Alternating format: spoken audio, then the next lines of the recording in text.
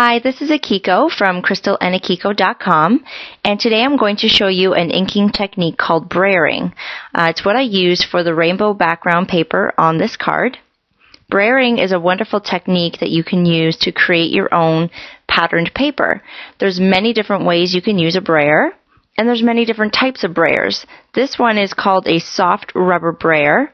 It has a little bit more give when you roll it across the paper. There's also a hard rubber brayer, a foam brayer, and acrylic, and they're all used for different methods, but today we're going to use the soft rubber, which is the most popular. So I'm going to use 3 different colors to create the rainbow. I have my Stampin' Up! Classic ink in soft suede, which was one of the in colors. I also have crushed curry and melon mambo. So I suggest starting with the inside color, and I recommend using a lighter color for the inside because when you roll the edges over the other pads, you don't want the ink to ruin those pads. So we're going to do the yellow in the center, and I'm going to generously ink the brayer in the middle of the brayer, and just make sure you get a lot of ink on it, make it nice and dark.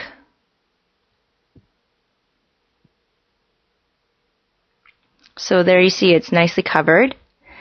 Now we're going to do the melon mambo, and that's just going to be on one of the edges. So I'm going to line up the edge of the brayer to the ink pad and just roll it over. It's okay if you get some of the yellow on the ink pad.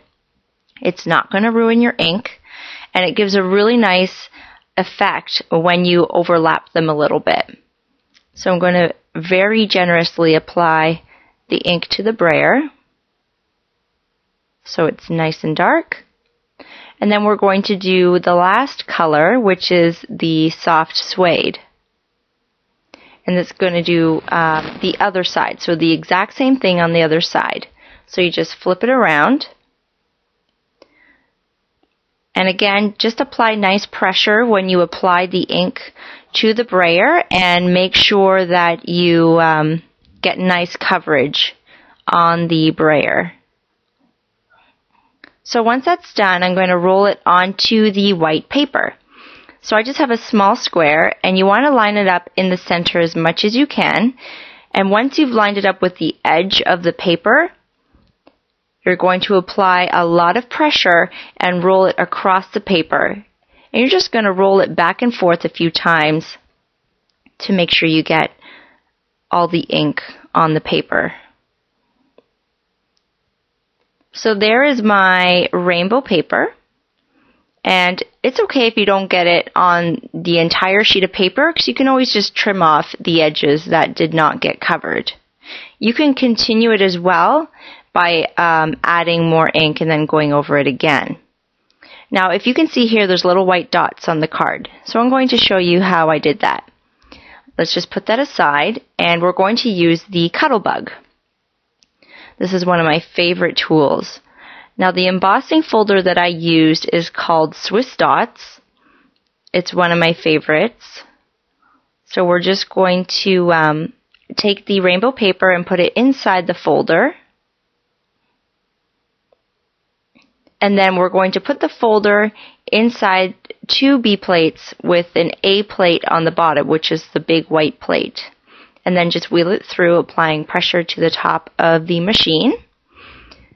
And when I pull it out, you'll see the beautiful texture that it creates onto the rainbow pattern that I created from the brayer. So now all we need to do is make the dots white, and this is so simple, such a genius idea. All you need is a simple sanding block. Just lay it flat and gently rub it back and forth over the dots, and it will rub the ink off of the paper, so it reveals the white paper underneath.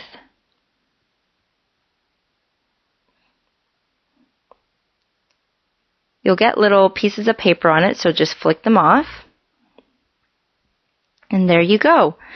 Brayering is wonderful to create all sorts of different patterns, which I'm going to add to with other videos. So be sure to tune in every week for more techniques using a brayer. Thank you for watching. I hope you liked it, and be sure to tune in for Crystal's video.